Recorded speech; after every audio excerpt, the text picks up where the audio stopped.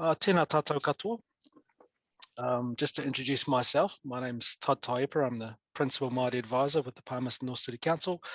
I'm very pleased to be a participant in our session today.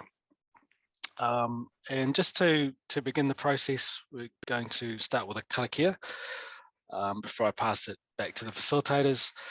So just from my perspective, karakia is a way we recognise, especially in a context like this, that it's taken a whole lot of things for us to arrive at this point. We've all had weekends, we've all had mornings, and we hope those have gone well and easy, but that won't be true for everybody. So karakia is a little bit about creating a space and an affirmation of the purpose of our coming together. So I'm very appreciative of the opportunity to open and close the space today. And I guess just a final point on that, in terms of this world we now engage in digitally, it's interesting from an Indigenous perspective. If we're face to face and we can see each other, we experience the reality of that. With this form, you see my atoms and my voice resonance kind of scrambled in a digital device, sent through the ether, and it arrives in some form in front of you. But the reality is, the only reality is that the place you're in, the physical place, the emotional, the mental space, is the only thing that's actually real at this moment. So karakia is about, if you can get grounded where you are, and I can get grounded where I am, we've got the most potential to have a real and a meaningful wānanga today. So with that, we'll go through our karakia, and then I'll say a few words, and then I'll pass on to the facilitators. Nō reira, ko rangi nui e tū nei, ko papa tūnu e takoto mai nā, ka puta ko tātou, ko te ira tangata, mai te ira atua. Ka tipu ko nā mātua tipunu me rātou taonga tuku ihua rā ko te reo, ko nā tikanga, ko te aroha no hoki, I wainganui a tātou, I wainganui te kaupapa, I whakarawe ka mai i a tātou I tēnei wā. A tātou e whai I te pono, I te tika, I te maramatanga, I rungi nā kaupapa I hora mai nei, kia tūturu a te whakamaua kia tīna, haumi e, hui e, taiki e. Nō reira tēnā koutou. Mihi mahana kia koutou, kia tātou, I tēnei wā, I roto I tēnei huihuinga o tātou, e whai nei, te whaihua I rungi te whenua mo tēnā hapori, mo tēnā iwi, mo tēnā whānau. Nō reira kāri te roa nā mihi, engari I runga I nā huatanga katoa, e tau nei kia tātou, tēnā koutou, tēnā koutou, tēnā koutou. Welcome everyone, and I will pass on to our facilitators and just briefly say, my name is Todd Taipa. I'm speaking to you from Te Papaioia, Palmerston North, in a role, Māori advisory role at the council, and we're sitting here on a space called Te Maraohine, the courtyard of the Daughter of Peace, which is an ancestral site which speaks to connection in the physical and the relational space. Nō reira tēnā koutou katoa. Thank you.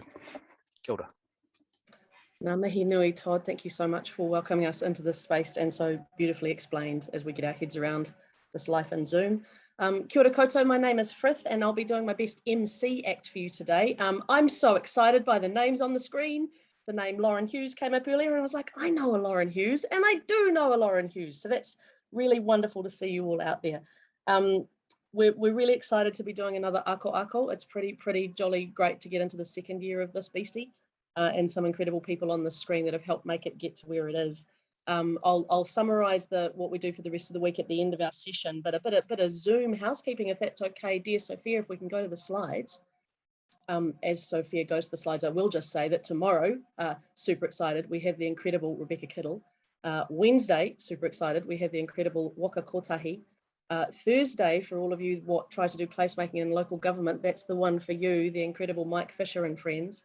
And then on Friday, our friends at Kāinga are going to be talking about the incredible work they're doing with this word in their space. So that's our week ahead. But yeah, bit of Zoom housekeeping, if that's okay. Next slide, please, Sophia. we want to get it right this week. I won't make too many jokes for those that were with us, last year, but a few extra security measures in place. So thank you for being with us on that. We're going to be recording today. So if you don't want to be recorded, maybe go have a cup of tea. Please ensure that your sound and audio is turned off. That helps us focus. And if you can use the chat to introduce yourselves, that'd be amazing, and ask any questions, and we'll keep an eye on those. And also, if you don't mind, if you could turn your cameras on, because it is lovely to see your lovely faces, and then we can, as Todd said, we can connect with the other with our eyeballs, even if we're not connecting each other in real life. And if you gallery view, for those of you who know how to use it, that would be fantastic. So what we're going to do today is kind of look backwards to look forwards, if that's all right with you all. So it is my very great privilege to introduce to you somebody who's been on this journey since the beginning, and somebody who's been a stalwart champion and a determined person, and a person who puts up with me being rubbish at IT, next level rubbish. Keegan, Aplin-Thane, may I hand the mic to you, please, sir? Frith's a quick learner. She just doesn't admit it. We've got the right protocols in place anyway. So ngā mihi nui, Keegan from Te Papaioia. So I'm just down the corridor from our good colleague Todd there. It's really awesome to see so many people through the room, lots of new faces, lots of old faces, and people that have been in different stages of this whole process here. But one thing we're going to go through just a bit of a 101 on where have we been as far as the placemaking journey in Aotearoa, bit of a truncated one, and so what you've got in front of your screen is a little bit of my take on what's happened to date. So I mean, really, Placemaking Aotearoa is just a bit of a catchy phrase for you guys, the volunteer peer network for uplifting local place-based kaupapa. You guys all know the strength and the role and the importance of thinking from place and using people to enrich that kaupapa there. And so whatever the bringing together of people, both physically when safe and also times like now, can really enrich everyone else's mahi to keep trucking forward in the right direction. So a little bit of a timeline. I wasn't part of this part, but there was a new Placemaking New Zealand forum. I think a number of people might have been in the room at that time in Tamaki Makaurau. It's very much around that 2008-2010 period when actually the word started to get a bit of traction, placemaking, but I'm sure a few of us in the room all know I suppose how fraught that term is in Aotearoa. Places aren't made, they've always been here. We're just adding layers to that. That's for another session during this actually, so stay tuned for that one. There's a period from about 2011, I reckon, to about 2018, where there's lots of awesome little conversations bubbling away in the country, and they were getting kind of interregional and then to national level, which is really awesome to see. And so it's just this bumping of the minds together that's really led to where we are now, where we can all kind of call on each other to come. And so as part of that, there was small hui like the regional placemaking hui, which has just had its third run in Hutt City, started in Papaioia, moved to Tauranga, and just recently, a couple of weeks ago, just had a convergence of about 30 or 40 people come together at the Hutt. So that was really cool. And then New Zealand Placemaking Week, so a bunch of people from placemaking practice in Aotearoa got together with Placemaking X and placemaking or projects of public spaces overseas, and they do a whole lot of regional kind of placemaking hui, and funnily for us, we just did the whole country, and so there was Christchurch and Wellington and Auckland and everywhere in between, just really coming together and celebrating what place means, because we want to keep it at the forefront. Then around 2020, that was when things got a bit serious with the crew. So Placemaking Week then turned into Ako Ako after a reflection of what's actually a Aotearoa-centric approach to coming together and celebrating place. And so that was really exciting to see, and that's what we're kind of all part of this week. And as well, Placemaking Aotearoa was formed, if you will, a bunch of people getting together and just saying, oh, what if we actually made this a bit more of a thing and gave the tools and resources for people to actually have good conversations around place? And so that's what you're all part of, which is awesome to see. Also, the amazing kōrero awards that Denise and Sophia and her awesome crew all have arranged and piloted in Tāmaki Makaurau really kicked off. And we'll hear a lot more about how that's then gone national this year.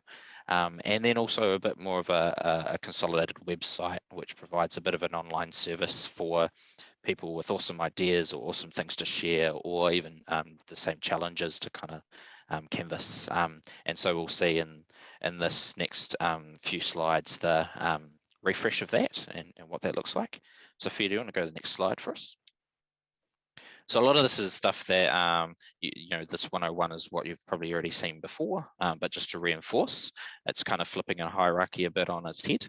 So looking at actually, it's the local level that needs to be at the top, and everything, all the conversations and support come up to build the foundations for good local placemaking.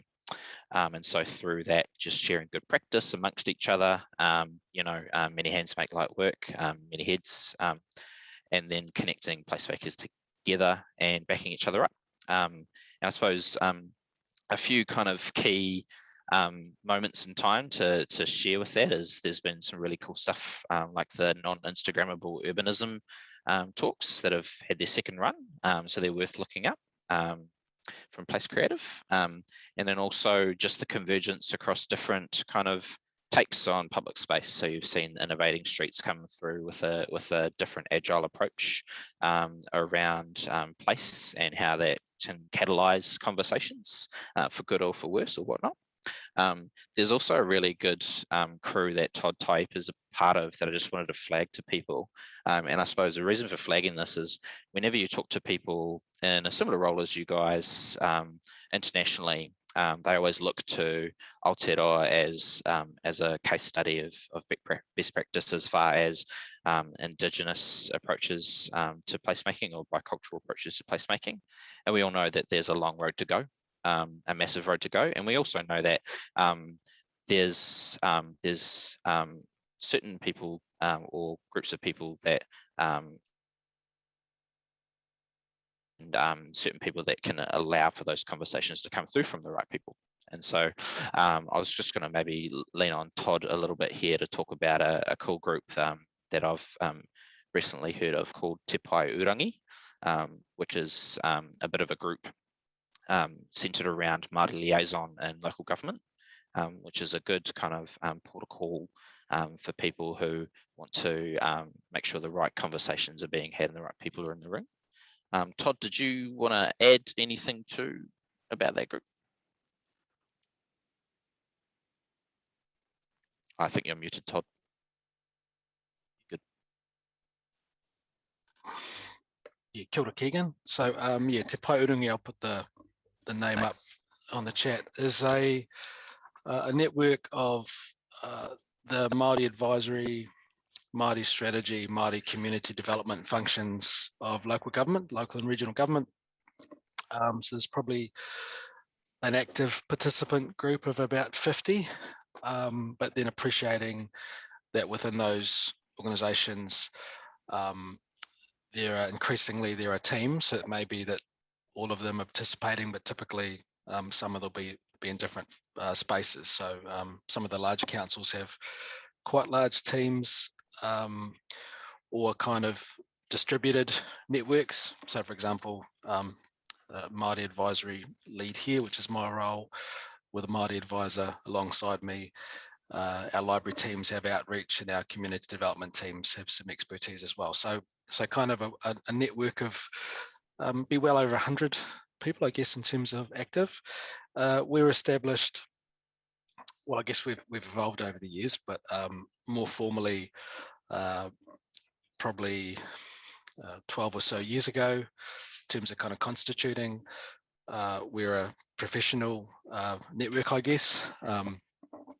We fairly independent in the way we manage ourselves. So a few years ago, we decided, since we're very active in cultural spaces and often very busy, but also we wanted small councils to be able to host gatherings as well as the larger ones. Usually we'll just, so we'll have about, at least pre-COVID, maybe three collective hui a year, and then some who are kind of sitting in oversight administrative roles might get together a bit more often, and we also have regional meetings. So the great thing, as you all know, about working with people who are very much working in the same world, is that you don't have to contextualize anything. You can get straight to the nub of the issues. Everyone's already got that in background from their own experiences.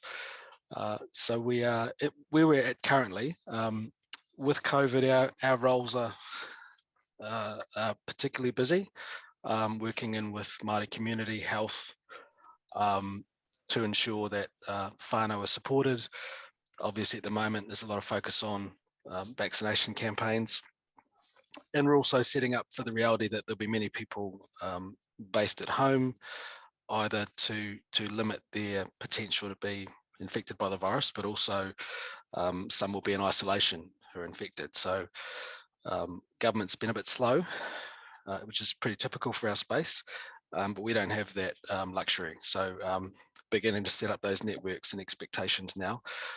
So the group is very motivated, a lot of collective experience there. As you can imagine, a lot of the topics we talk about are local government legislative settings. There's a lot of resource management functions and how that doesn't fit into Indigenous reality. Quite a lot of focus on governance these days as iwi establish stronger relationships with our elected members and with the kind of democratic functions rather than just the kind of operational level. Quite a bit coming back in an odd way in terms of the internal culture of our organisation. So we did a lot of work building up the capacity and confidence of local government to engage with Māori. And then I think we've spent the last few years just moving on to actually the iwi council relationship. And unfortunately, have discovered that with Facebook and other wonderful things, there's another wave of kind of institutional racism, I suppose. People with old ideas and looking at the new initiatives and the possibilities in a way that probably we didn't really expect as a profession. It's quite profoundly emerged again, and it's certainly something in my space that hadn't been as active as it had been in the past. So yes, we look at internal culture, we look at connections with Māori community, with iwi, and I guess we try to line things up in terms of,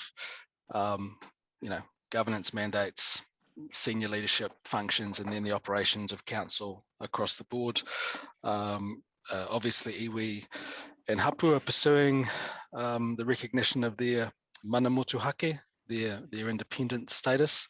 So it's finding and creating mechanisms that can hold to that integrity, but also ensure, I guess, just good relationships, not getting too transactional. We focus a lot on how to build relational spaces, which is why the area of placemaking has been something I've passionately been working with Keegan and others on. I think it's a wonderful creative space and offers a lot in terms of empowering communities and not having to go through very formal, always through very formal channels of council or other forms of authority to be able to create, to represent what's important to them, sometimes to push back at forces that they perceive are impinging on their ability to, I suppose, have what I'd call real freedom. There's lots of talk about freedom these days, but the freedom I'm talking about is the ability to create, the ability to form relationships, look at aspirations going forward for our communities. So I think I found that it's a really positive space in terms of a Māori perspective. I think there's a lot of room and a lot of wonderful connection and weaving together that occurs there. So Keegan and I have talked about, looking at maybe starting to build a connection between your network and Te Pai Urungi, and I'm more than happy to facilitate that. We as I kind of said, we've had a little bit less of this type of connection, especially with lockdowns and that sort of thing. But I would expect that we'll be connecting again before Christmas, and more than happy to just, in a broad way, mention and raise a profile about your own roles, some potential connections we could have, and then maybe at a couple of levels. One is perhaps in this kind of national space, there might be a chance to find some space to share and connect, but also you may be able to, and I'm happy to facilitate you connecting with perhaps Māori advisory leads in the various communities you're working with. Often they're really valuable, have a really good network, and can potentially help to engage with some parts of the community you may not have reached yet. So that's probably my overview there, Keegan. Yeah, kia ora, Todd. And so as Todd kind of mooted, I think it's you know, where some areas like myself have a bit of a privileged opportunity to be able to have the likes of the Todds and the Todd equivalents right at arm's reach, literally, and emotionally and physically. And so I just appreciate that that's not always there for others, particularly in placemaking roles and things like that, where it's just so, you know, there's social agencies, businesses, and other bits and pieces.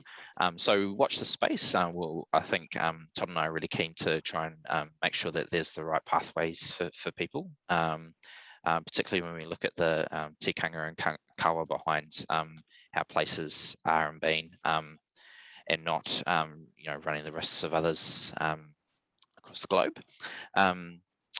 I think that's probably enough from me for now. Frith's going to take a few of us through, I suppose, a bit of a what's happened more of recent. But it's pretty exciting stuff, especially with the kōrero Awards. So I'll leave it over to Frith. Tēnā kōrero, thank you so much for that trip into deep time. And as you rightly say, Keegan, how we reach into the Indigenous people of this land to really think about what placemaking means for here and now. So Todd, that's an amazing offer. Thank you so much, sir. As Keegan said, we're now going to look at what we've been doing in the sort of the not so distant past. We're going to look back over this last year, what we've been doing this last year. So what is my very great privilege to introduce to the stage the Kathleen and the Roxy to talk about Show Up and Share, I believe. Yeah, cool. Thank you, Frith. I'm going to chat, and then maybe if I've missed anything else, then over to you, Kathleen, can jump in. So tēnā koutou katoa, my name is Roxy Haines, and I am calling in from Tāmaki. I just wondered, I purposely have no slides because I think it's very important for us to all see each other, and especially across Aotearoa. So I wonder, could we maybe go back to the screen view? Possibly, yes.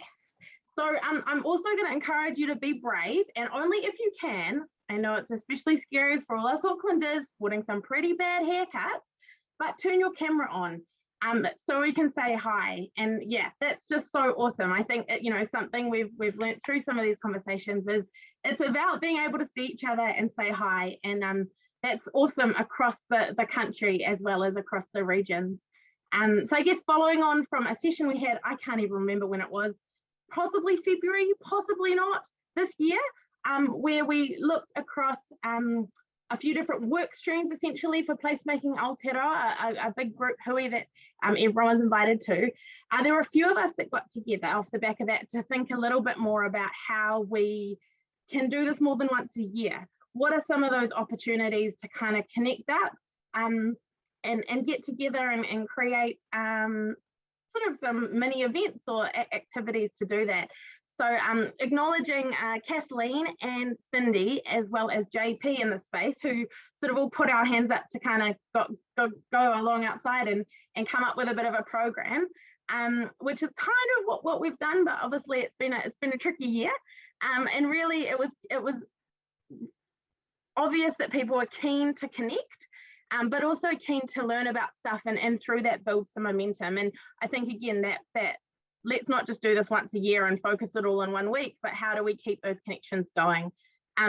So we also realized that people were a bit over webinars and the sense of turning up to something, especially online, to sort of hear from one or two people was a bit exhausting and probably not quite where we were on a regular basis. So we wanted to have something that was interactive and that provided space for conversations and also for getting to know each other, because we just acknowledge that there's so many awesome things that happen when people collaborate and do that. So those are sort of the big things for this this group. But we also acknowledge that we were all busy people and that everyone else were busy. So sort of getting that momentum of people actually turning up to stuff and finding a good time and even promoting it and letting people know when it was happening sort of proved quite tricky.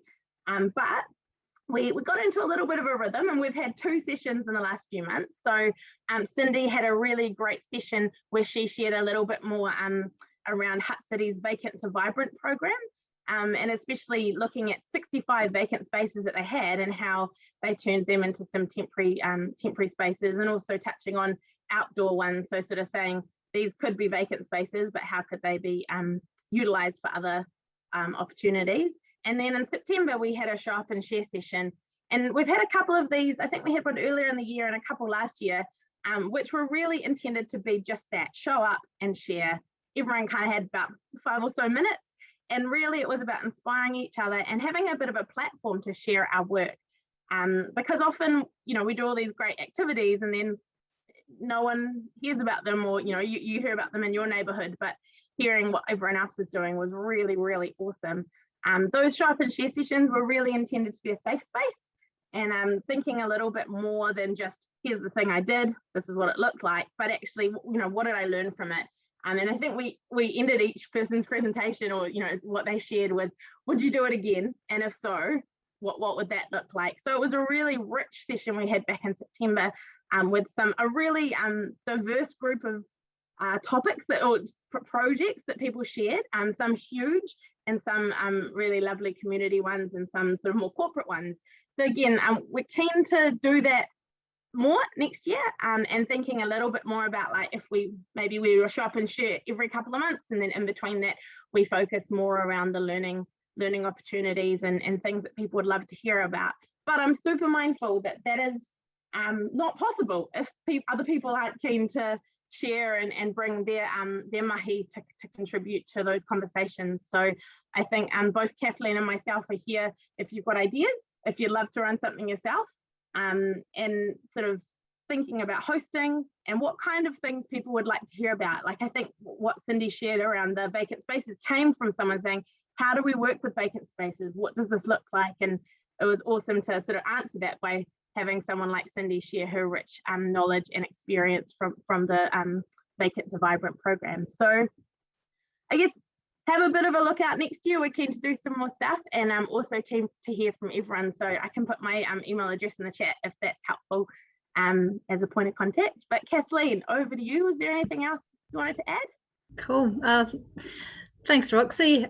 Just really reiterating what you were saying about, everybody's really busy, but I've found that these sessions, when you go to them, are actually really, really valuable. You'll think, why have I not been to any of the rest of them? And then you make a point of keeping that time free, because it's just really good to take your head away from all the work that you've got on at the moment and just hear about what others are doing. It's really inspirational, and you'll come away feeling really energetic and motivated, and you just feel like, yeah, that's why I'm doing what I do. So it's really energizing and really worth it. And it can be really hard to think, oh gosh, I would love to have, share this with people, but I just don't have the time to even think about how to do it.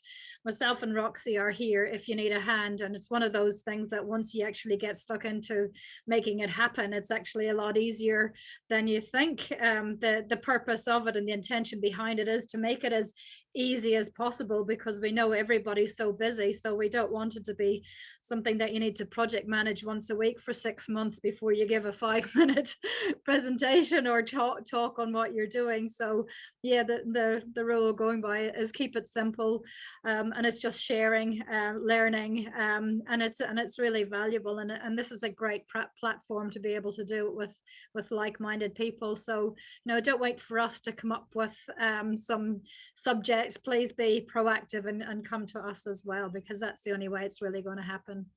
Thank you, Roxy. Awesome stuff. Just to reiterate what Roxy said, I think it's not about necessarily, here's the amazing thing I had that went perfectly.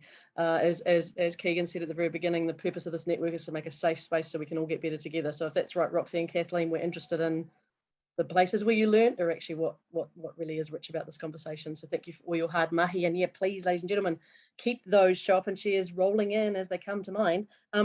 As Roxy kind of said, we've been moving away from the idea of a placemaking week and towards a placemaking Aotearoa, which happens every day. Big part of that is our website. So if I can hand back to the fabulous Keegan Aplin-Thane to talk us through the things that happen online.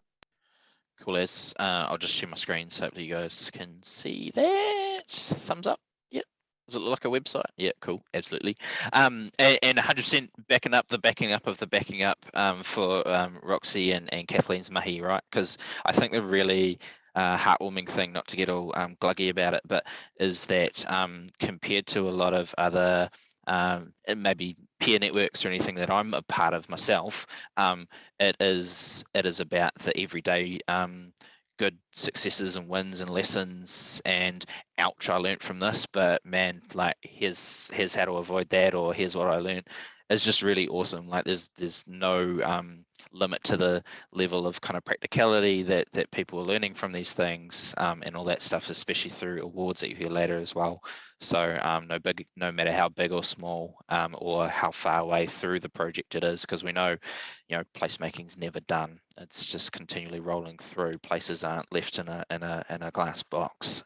So quickly roll through this website. So no doubt the majority of you guys probably came through to this Zoom hui and this week through one of maybe the platforms that have been created for you guys. So around the Facebook group or the LinkedIn group, or there's a little email group as well. And it's just very much a scattergun approach around if you prefer this way or that way or whatnot to connect with others, then we want to make that happen, as well as kanohi kite kanohi when possible. So a massive mihi and thank you to Sophia and Ella from Catalyse, and also the big supporters behind them, particularly kind of Kathleen and Christine from Kāinga and others, and also the fact that Denise and Frith have been holding this for so long is awesome as well. So don't think of this thing as a website. Think of it as I suppose, a means for you to do a thing, not on your own. So 9 times out of 10, if you're learning something, someone else wants to learn that too, and would rather people learn that quicker, faster, and cheaper as well. So without further ado, this website is very much just a collection of initial kōrero, what we've learned is actually quite useful for people. Obviously stepping away from the what placemaking is and actually the why we do the thing, not necessarily the Pinterest board that sits in front of that. There's a really awesome section in here around resources and lessons and case studies, hopefully in the future. Now, Sophia and her team have been sweating absolute bullets to try and get this thing to work well, and it works swimmingly so. And so this is a crowdsourced collection of all the different kinds of tools that either you as a collective have created on your own and find some use for others, or that you've found some really good use and you want to share it with others as well. So we don't necessarily want to just poach from all overseas all the time, but if you find that there's some good stuff over there that you've localized in your own rohi and or hapori and you think is really cool, that's what we want to hear. So there's some ways to kind of screed through it once it gets bigger and better, but really just reinforcing that if you want to add stuff to this, we want it, we absolutely want it, we're hungry for it. So the more hands that dip into this, the better. There's a connect section. It's fairly standard. It's how do you finding groups or initiatives across the country. Really value you guys emailing us and saying, hey, can we add some here and there and whatnot. The more we can share that, the better. The quicker people can get to each other. There's the online kōrero that kind of bubbles away in between kanohi kite kanohi or Zoom So we've got a Google email group where you don't have to hold on to your own contact database or anything like that for all the amazing people in the room. You can just sign up to that email group and you could just fire off an email saying, oh my gosh, I'm facing this issue, or I've just come across this challenge, or hey, this is really cool. Has anyone used this before? And you can fire that off and get hopefully get some responses from anyone else in the room. Likewise with Facebook and LinkedIn. The Facebook one's probably the strongest. If you want to know what's coming up and stuff, that's a really good one for. And then also there's times from, from time to time every year where we would prefer to have kanohi ki te kanohi. We were very lucky with the Hutt City regional hui that happened a couple of weeks ago where we could do that safely. And so hopeful that we'll be able to get to that quicker across the country. Working on a few things like a bit of a, I suppose, a skills and knowledge register. So, who can I shoulder tap, so that it's less about who you know and it's about getting just feeding into the network and the network feeding you. We'd love for people to boost up their own regional leadership so that it's not just all sitting in a Zoom ether. If actually you think, oh, I'm in kind of central Otago and I'd love to get together with others, we want to help you make that happen. So then you can bubble up all that good stuff for potential Kumara awards and show up in shares in the future. Contribute, I won't go through it too much, but we want to add plenty of opportunities for you guys to add your own flavour to signal issues that we think we should wānanga on. The events page is a lot more dynamic now, so anything and everything that's related to community-led public spaces, we want to plug that into here so the whole network can add to an influence. And I'll skip over the Kumara Awards because that's going to be coming up soon. And they would love to just add stories over time once they load up. So that's a bit of that. That is by no means an exhaustive, this is locking into static. We want to hear what else is going to potentially add value to you guys. And also just, I suppose, a little bit of a shout out in this section that I missed is we have a books section somewhere or other. Here we go, books. So one big thing that everyone has usually in their own offices is their own little placemaking library or whatnot. Shout out to George Daniels from Selwyn, who actually thought about the idea of, well, they're curating their own library, what's out there that people would recommend. So this is actually on the back of his kōrero on Facebook, some recommended readings, and by all means click that add a book and chuck your own thoughts in there around what's useful for people to read in Aotearoa for good placemaking mahi. So that's cool. I think it's I'm handing the virtual cush ball over to Denise to talk about an absolutely spectacular piece of work that I'm very jealous that I couldn't be part of this year, but hoping so. I'll leave it over to you, Denise. Kia ora, thank you to everyone actually who's spoken before, and lovely to see you all here, friends and people new to me as well.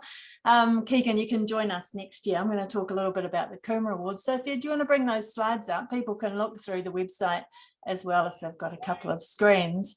The Kumara Awards are just kind of wrapping up for this year, and they give me great joy. When Keegan was saying about heartwarming and getting a bit gluggy, I do get a bit gluggy. Well, gluggy, yes, gluggy will do, about the Kumara Awards. A few of us were talking last year as part of Placemaking Aotearoa, and we decided to set up these awards to showcase placemaking in Tamaki Makaurau to begin with. It's a sort of a silly but serious approach with awards for, last year they were like the most gracious survivor of red tape for an organisation that really persevered quite hard with council and changed systems as much as anything as the things that they did up front, but saving the world one place at a time, because sometimes that's, especially when you look at COP26, that's all you can do is work in your space. But it's also fun and serious as well. Like we had boards last year going beyond the brief and from little things, big things grow, looking back to go forward.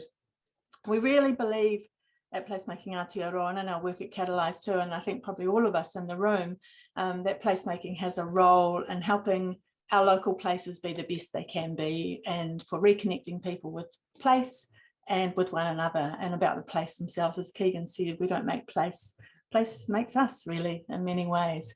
So the Kumar Awards is a way of recognising where this is happening well. And it's not only to celebrate the efforts and the results, but we hope to enable placemaking to develop as a practice here in Aotearoa, as an approach, a way of seeing and of being in the world, and how we can get that to be more widely adopted as the idea. So those pictures on the slide there, the winners from last year in Tamaki, and I don't know if you can still see those online, but we can tell you about those if you want to. So if you want to go to the next slide, this is just a bit of a snapshot, I suppose. 2020 was very much flying by the seat of the pants, and 2021 was building the airplane as we were flying it, so not much different, but a bit more complicated, not quite national. We had teams in 3 places, in Ōtautahi and Te Panipani, Oteika, Wellington region, as well as Tamaki and Makaurau. There were a lot more moving parts, as you can see, and we worked together as a sort of national team with our regional jurisdictions, I suppose, to have a level of consistency as well as plenty of room for local expression. And we were really proud and quite amazed actually to have these amazing panels of judges. Everyone we asked said yes, basically. People want to be part of it and they want to see it become part of the system and recreate the systems as it does so, but be done really, really well. So we had 19 judges with really extensive experience from a wide range of spaces, and they joined in and really helped with, getting it to still be serious, but also still be fun. Sophia, do you want to go to the next one, please? In terms of consistency, this links really strongly to the why on the page that Keegan just showed you at the front of Placemaking Aotearoa. The Kumar Awards, the focus is on the intention, the process and impact. And like the whakatauki, it's about someone else nominating you. Lucy Tuku, who's online, was one of the people that was in that early conversation talking about how the Kumara vine can talk about people and things and so forth. And that's what we wanted to reward. What were people talking about? Start telling us, start telling each other. And we were looking at the intention, putting people, well, you can see the criteria there, I don't need to read it, as well as the process. So how was it inclusive and participatory as much as the impact? Sometimes we see the impact and we don't realize what's gone on behind it. So it was all of those things. And certainly the judges talked about the process and the intention as much as the impact as we were going through. We developed a scoring process to reflect these, and each area used that same scoring kind of criteria. But the scoring didn't determine the award winners. In Tamaki, only 3 of the top 5 actually got through because it was about kōrero, it was about the kumara vine, what people were saying and how they were saying it, I guess. Judges talked a lot about what most reflected the criteria, and then each team crafted the most appropriate names for their awards, because different things matter and are appropriate in different places, and so too are different names for the awards. So you'll see some of the awards are the same and some of them are different in the different places. And the picture there is of the lovely statues of kumara that Ōtautahi developed, some golden kumara statues or trophies. So even some of those things were different too. In Wellington and in Auckland, we used living kumara, and the kumara statues came about because kumara doesn't thrive quite as well in Ōtautahi, but that doesn't mean we might not have some golden kumara statues in other places too. So it's open to lots of flexibility. And that one of the other difference was that in Wellington and in Auckland, we also offered a loud hurrah honourable mention, and there's at least one of those people in the room today as well. And these were projects that were a whisker shy of the top 5. We've got to have a line in the sand, but it's really hard sometimes to do that. So we ended up having these loud hurrah honourable awards as well. Let's go to the next one, Sophia. And these are the results. So this year, we had over 80 nominations, huge diversity of both projects and nominees, as you can see there in a sort of summary. There's all the details of the winners are on the website, the Kumara Awards page. And I don't know, we were just so sort of honoured really, and amazed at how far placemaking's fingers stretch into different areas, the things that people use placemaking for and how placemaking is adapted to place and people.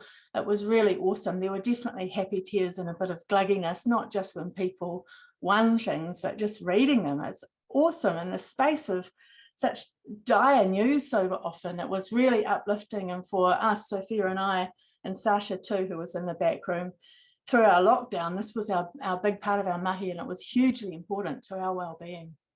So I could get gluggy about that as well.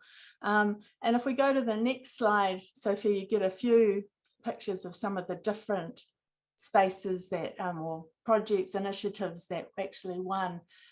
So we were really impressed with the quality, with the diversity, with the conversation with the judges, with the articulation of placemaking principles, the number and level of collaboration within these things, much more than individual efforts or single organisations, the community building, the level of understanding, the willingness to practice, the predominance of community-led, maybe not leading all the time, but definitely high levels of involvement and control, participation, the play and the fun, the uniqueness. There's some incredible innovation and also long-lasting impact. I mean, we're doing really well. We're doing really well. We have lots of room for improvement in Aotearoa around all sorts of things, but goodness me, we can pat ourselves on the back, and it's just such a joy to be part of it. So have a look at the page, the Kumar Awards page on the website.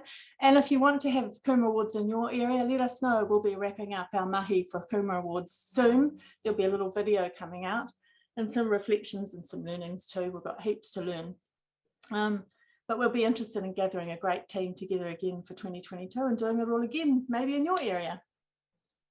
Yeah, good fun. And I think that might be my last slide. So I hand it over back to you, Frith, and then to Boopsie. Yeah, perfect. Thank you so much, Denise. And just reiterating that, if you think you've got something you might want to nominate next year, or your town should have some Kumar Awards, please reach out, because watching this vine grow across the entire country is a bit exciting. Dear Boopsie, can we invite you to the stage, please? Because none of this would be happening without our friends overseas who've been prompting us and connecting with us and telling us that what we're doing is special. So here to tell us about that is the person that keeps us connected beyond our own harbours, Boopsie Maran. Kia ora, tēnā koutou katoa, ko Boopsie toku ingoa, I tupu mai hoki Los Angeles, enari tamaki makoto toku turanga waiwai naiane. Hello everyone, I'm Boopsie. I'm from LA, but I've lived in Tamaki Makaurau, Auckland for 15 years. So let's just go back first with how Placemaking X started. And so some of us, Keegan and Liz, connected in October of 2019, so just before the pandemic. Luckily, we had a little holiday. And if I could have the next slide, please. So we met at that first conference. You could see at the bottom, that bottom picture is one of the plenaries, and Keegan spoke in one of them as well. And it started off then. And then in April of 2020, Ethan, so on the left, you see the screen of all those gallery view faces. That is the Placemaking X reconvening basically amidst the pandemic. And so we all met then, and I was in the dark at 3 a.m. and Frith was there as well. And gap filler Ryan was there. So we connected with America, Australia, and we kind of all worked together, and we all had 2 minutes to share which each city was doing. So Japan was there, and it was a really, during the darkness that was COVID, it was a really nice way to connect with the world and feel like while most of our work is done in public space, how are we going to adapt and how are we going to share our adaptations during this time? And so it was through that we started creating these series of digital knowledge exchanges, and our global networks now feel more connected. So here on the right is the Walk Bike Places Summit, because they didn't have another placemaking week because of COVID. So I presented as part of Places for Good with Placemaking US, and those are people I'd met at the October conference. So it's a real way to share all our practices. Next slide, please. And so we work together to share stories and collaboratively remove barriers. So on our left is the wonderful work of the waterfront team, which is Frith's team and Auckland Council. And then we share how with Bondi Beach, how Drip by Drip in Australia creates a mural making night. And this is an example of where the government wouldn't pay for murals, so they did it at a school. So it's all those different creative ways where people get past any barriers. We share those stories using our networks. And so that's the Placemaking Sydney team. Next slide, please. And so we share what works and what doesn't work and what feels good. So it's really good to have these networks, because you might see it on Facebook. And because we're all connected through the digital Zooms or through the conferences that we've gone to in the past, you're able to immediately text a question. Like, I hope many of you use Placemaking Aotearoa. Some of you I know because you'll message me individually, but we're all a network to share our story. So the top right is a restaurant, and that's how they, in Bondi, and the kids play an upstanding Scrabble with a ladder. In America, you have these Tuesday teen hangouts. So these are all issues we have in our own cities, and we're cross-pollinating and sharing our examples. That was an amazing truck stage. And then you have the community art day, and then you have, when we're doing innovating streets, I use that top left New York example of how to use a barrier. So we can constantly be texting images and policies to each other in real time through these networks. When we were doing parklets for COVID response, Ryan Smoller from the US will ask me, what's your population? 1.5 million. Okay, I'll send you our 15-page policy on how to sell liquor on existing car spots. And that's within 5 minutes, he gives me a policy. So we can use these networks in real time to solve our problems. Next slide, please. And we have ideas for spreading joy and creating activations in the time of COVID that accounts for public joy and public safety to coexist in harmony. So here you have the bike, and ironically, I saw them separately without knowing we each had one. There's one just like that sitting in Auckland Central City Library. And so we are more similar than we realize. And as we work on ways to activate public space safely, here we have an adventure pack. So you can sanitize, collect, or maybe you get one a day, and people can explore their city safely as a bubble. And it's adaptations in the time of a pandemic, working together while far apart ideas. Next slide, please. And it's a combination of sharing resources and stories, whether it's books, processes, and collaborative opportunities. So I've always dreamt of playing beach volleyball down in the waterfront, hint, hint. And that's Brooklyn, visiting Ethan Kent, who's one of the founder of Placemaking X. And also a lot of us are working on safer routes to school. So we have how do kids get to school? That's a slide from the conference in October, but I have the direct email of the girl that presented that because she represented health rather than placemaking. So other cities are much better at connecting different ministries to respond to the pandemic, and also use placemaking alongside sports, alongside health. And so I've recently reached out to that slide, the person who presented that 2 years ago, and they answer an email and I say, can you send me more data on the effects of walking to school versus being driven? And this is all possible through these networks. And then on the bottom are more books. And now that Keegan has taught me how to add them to the list, I can. This is a new book. I have 5 copies. So if you want to borrow one, my name is at the back and I can post it to you. I've posted 2 copies to Nelson. I like to share books, actual books. So I love sharing resources, real or digitally. Next slide, please. And this was in Chattanooga, Tennessee in 2019, before the pandemic, but all of us are wondering what to do with vacant storefronts. So ideas that worked in the past may be even a better fit for the future. So in Wellington, wearable arts hasn't happened. Let's fill every vacant storefront with wearable arts and have a walking tour. This is 2 years ago, but we need it more now than ever. And the last slide, please. So I think what we need to realize is that us as Aotearoa, we are here for each other.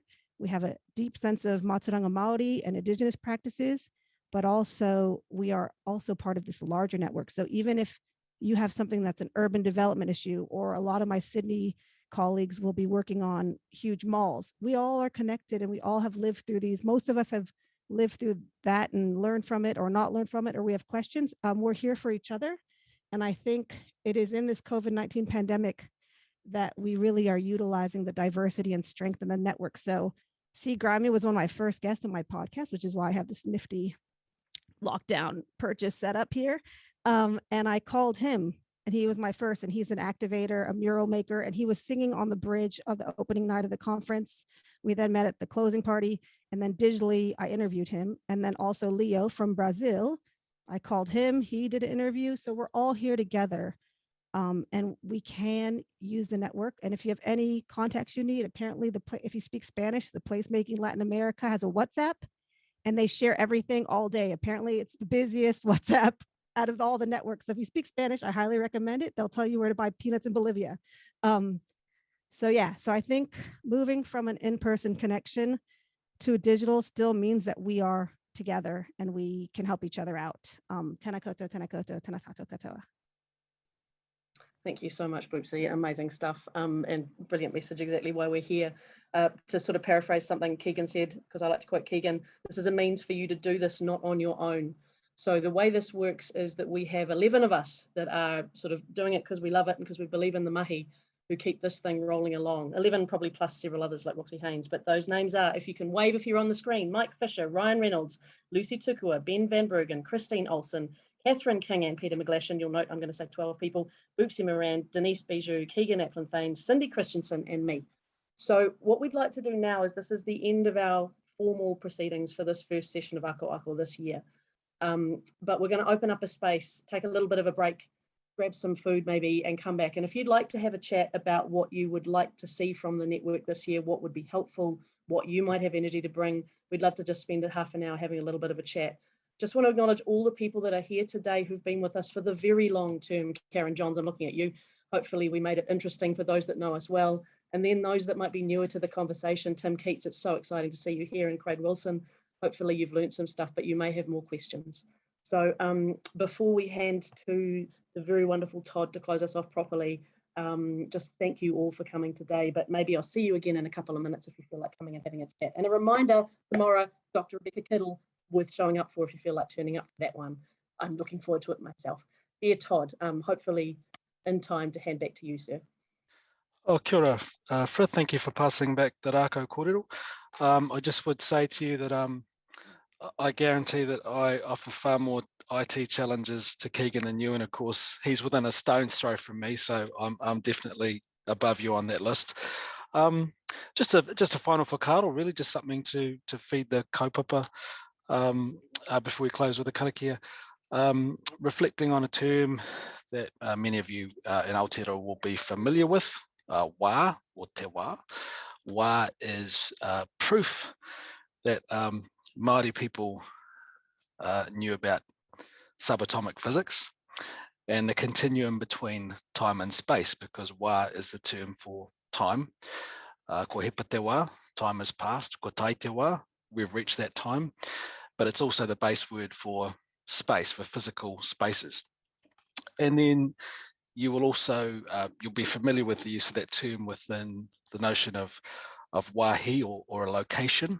So wāhi tapu is a very common word in our world for places with a restriction of some sort, wāhi tupuna, ancestral spaces. So this term wā, I just wanted to briefly say that it's I introduced the notion that Māori and other Indigenous people have this notion, which I think is a powerful way to look at space, that you know, there are different whakaaro around looking forward a few generations, looking back a few generations, but really, if you think about the kind of scientific notion of what fourth dimension thinking is. So apparently we can't think in 4 dimensions, we can only see and think in 3. But the notion of 4 dimensions looking at a space is that when you arrive in a space, every time is occurring in that moment and is accessible in that moment. And through that lens, you can see why Māori and other Indigenous people, why we sort of do what we do. Why do we anchor ourselves in spaces with karakia? Why do we acknowledge both ancestors as well as aspirations? There's all sorts of